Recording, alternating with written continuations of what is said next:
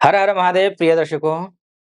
18 मई 2025 से 5 दिसंबर 2026 के बीच में राहु, जो कि कलयुग में राहु से ज्यादा भयानक, राहु से ज्यादा अच्छा ग्रह दूसरा नहीं है। वो राहु जो मायावी है, वो राहु जो भ्रम है, वो राहु जो अल्पज्ञानी है, मिथ्या ज्ञानी है, वो राहु जो अपार देता है, वो राहु जो अपार छीन लेता है, सब कुछ छीन लेता है। वो राहु चार चांद लगा देता है आपके भाग्य में। वो राहु द्वादशस्थ हो रहे हैं। द्वादशस्थ राहु खराब होते हैं।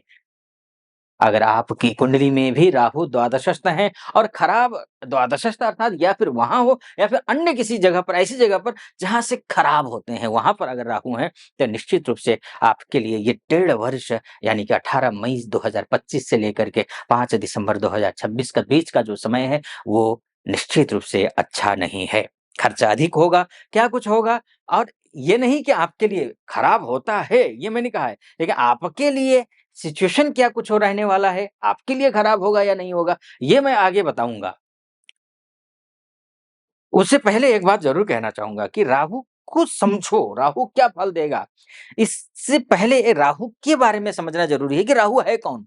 क्या है? आपके लिए क्या फल देगा? निश्चित रूप से यहाँ बैठता जो राहु है, वो खर्चा बहुत अधिक करवाता है, घुमाता है, फिराता है, अनावश्यक खर्चा करवाता है, दुर्घटनाएँ करवाता है, 1 महीने के काम 4 महीने, साल भर में करवाता है, विदेश यात्रा भी करवाता है, ये अच्छी बात है। लेकिन पहले के ज़माने में जो हम शास्त्र लिखे गए थे, तब विदेश जाना, घर छोड़ करके, परिवार छोड़ करके विदेश जाना, नौकरी करना, संघर्ष करना, उसको शुभ निश्चित रूप से नहीं माना जाता था, तो उसको शुभता में गिनते हैं। लेकिन आजकल तो परिस्थिति बदल गई है, वो अशुभता नहीं, वो शुभता है। यानी विदेश जाना, नौकरी करना, अच्छा कमाना, डॉलर में कमाना, यूरो में कमाना, ये अच्छा है। देखिए, ये विदेश में भेजता है, इस महीने में अच्छा है। एमएनसी में काम करने वाले जो व्यक्ति हैं, उनके लिए भी अच्छा है, लेकिन डोमेस्टिक लेवल पे जो काम कर रहे हैं, उनका अधिक खर्चा होगा, काम अधिक करना पड़ेगा, मेहनत ज़्यादा करनी पड़ेगी, लेकिन आपके लिए भी करनी पड़ेगी। इसको समझो, इससे पहले राहु को समझ लीजिए कि राहु है क्या? देखिए, राहु कोई खगोलीय पिंड है नहीं। राहु कोई खगोलीय पिंड, भौतिक चीज़ें, भौतिक कोई वस्तु है नहीं। ये एक पृथ्वी से 90,000 मील दूर स्थित एक छाया है, उस छाया से प्रभावित आप होंगे। और राहु की विशेषता है, जिस भाव में बैठेगा, जिस राशि में बैठेगा, उस राशि के स्वामी के जैसा फल देगा, जिस भाव में बैठेगा उस भाव के समान फल देगा।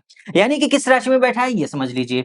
यहाँ का राहु खराब निश्चित रूप से होता है, लेकिन शनि के राशि में बैठा है, और शनि कौन है? राहु का वो मित्र है, और शनि मित्र होने के नाते शनि के जैसा ही फल देगा। शनि क्या फल देगा ये आप समझ लीजिए सबसे पहले। अर्थात सब कुछ डोर किसके हाथ में है? वो शनि के हाथ में है। शनि अगर अच्छा, तो आपका ये जो ऋण लिया हुआ है ना आपने, उधारी लेन-देन किए हैं, पैसे को लेकर के दिक्कतों का सामना कर रहे हैं, पल भर में खत्म कर देगा ये, पल भर में झटका लगेगा, एक झटके में खत्म कर देगा ये। राहु ऐसा है, राहु तिल-तिल करके मारता नहीं है, और थोड़ा-थोड़ा देता नहीं है, वो एक झटके में देता है, एक झटके में लेता है।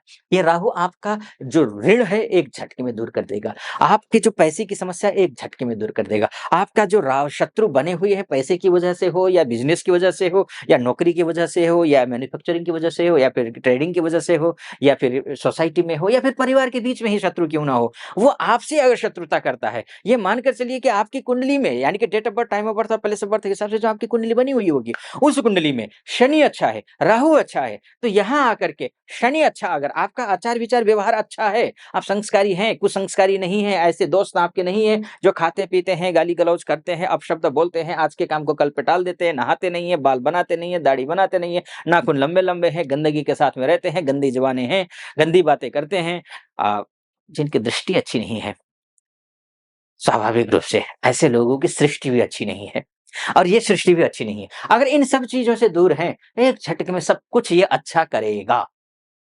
TNC, terms and condition. मैं उपाय आपको बताऊँगा कि क्या उपाय आपको करना है, जिसकी वजह से अगर खराब भी होगा ना, एक तो आचार-विचार को तो देखिए व्यक्तिगत तौर पर आपको अच्छा रखना पड़ेगा।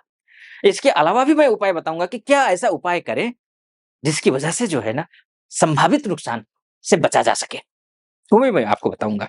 यहाँ तक पहुँचे हैं और मेरा विश्लेषण आपको सटीक लग रहा हो, तो चैनल को सब्सक्राइब कर दीजिएगा, वीडियो को लाइक, और महादेव का भक्त हूँ, कृपा आप पर भी बनी रहे, ऐसी मेरी कामना। हर हर महादेव 5 बार, 11 बार, 21 बार जो भी श्रद्धा बनती है, आप कमेंट बॉक्स में जाकर के लिख दीजिएगा। ये बस ये निवेदन है। आइए फिर से विषय पर प्रवेश करता हूँ। तो ये राहु जो है ना, अब आपको राहु शनि के जैसा फल देगा और शनि क्या है? विजय का ग्रह है और पराजय का भी ग्रह है। यानी कि विजय यानी कि आपका जय, सोर्स ऑफ इनकम का भी ग्रह है, पैसा देने वाला ग्रह भी है। ये पैसा ब आप तक पहुँचाने वाला जो सोर्स ऑफ इनकम का ग्रह है, वो भी शनि है और ये पराजय का भी शनि है। यानी कि कोर्ट कचहरी का मामला हो तो इसमें अधिक सावधानी बरतनी पड़ेगी। शनि की उपासना करनी पड़ेगी। उपाय आप समझ लीजिए, फिर आगे मैं और बताऊँगा क्या कुछ होगा। उपाय के तौर पर ये करिए आप कि एक काले कपड़े में, खासकर बाँस की टोकरी हो, उसके वो अंदर काले कपड़े से कवर कर लीजिए और उसमें सवा किलो उड़द की दाल छिलके वाली, अगर दाल उड़द की दाल नहीं है तो काले चने, दोनों में से 2 में से 1 सवा किलो रखिए। उसमें एक धातु का आप नाग-नागिन बनाइए जोड़ा, वहाँ रखिए या एक एक ही जोड़ा वो भी चलेगा, वो रखिए। उसके बाद जाकर के आप एक रांगा रांगा रांगा सिक्का होता है, सिक्का जैसे सिक्के होते हैं ना वैसे एक सिक्का होता है, रांगे का सिक्का, वो रखिए। 2 कील, अगर कील संभव हो सके तो ऐसे ऐसा रखिए, किसी प्राणी को ऐसी जगह ऐसे बंद करके रखिए कि किसी को नुकसान ना हो, किसी भी प्राणी को। कील, एक नारियल, बिल्कुल पानी वाला जटाजूट, पानी वाला नारियल, वो रखिए और आप इसको शनिवार के दिन अपने सिर के ऊपर से 11 बार ऐसे एंटी क्लॉकवाइज़ घुमा करके आप नदी में प्रवाहित कर दीजिए। अगर नदी नहीं है, तो आप किसी सुनसान जगह पर ले जाकर इसको रख दीजिए, चौराहे पर रख दीजिए, शाम को रख दीजिए, रात को रख दीजिए, कोई नहीं, है ना? आप रख दीजिए और सीधे घर आइए, स्नान करिए, ब वस्त्र बदलिए, स्नान करिए और आराम से सो जाइए। ये आप कर सकते हैं। एक तो ये है। टोकरी है तो नदी में प्रवाहित करना ठीक नहीं है कि थोड़ा नदी का भी नदी प्रदूषण भी ना हो, वहाँ गंदगी ना हो, इस बात का भी ध्यान रखिएगा। खासकर कोशिश करिए नदी में प्रवाहित करने से अच्छा है सुनसान जगह पर ले जाकर इसको रख दें। तो ये राहु ठीक हो जाएगा, उससे शनि भी ठीक हो जाएगा, आपकी कुंडली में कहीं-कहीं खराब हो तो ये ठीक हो जाएगा। लेकिन ध्यान रखिएगा, ये उपाय सिर्फ़ मीन लग्न वालों को करना है, राशि वालों को नहीं। राशि वालों को शनि का जाप करना है, शनि का और राहु का जाप, शनि और राहु का जाप, यानी कि शनि का जाप ओम प्राम प्रीम प्रौम सः शनैश्चराय नमः, इस मंत्र का जाप करना है। राहु का मंत्र है ओम भ्राम भ्रीम भ्रौम सः राहवे नमः, इस मंत्र का जाप करना है।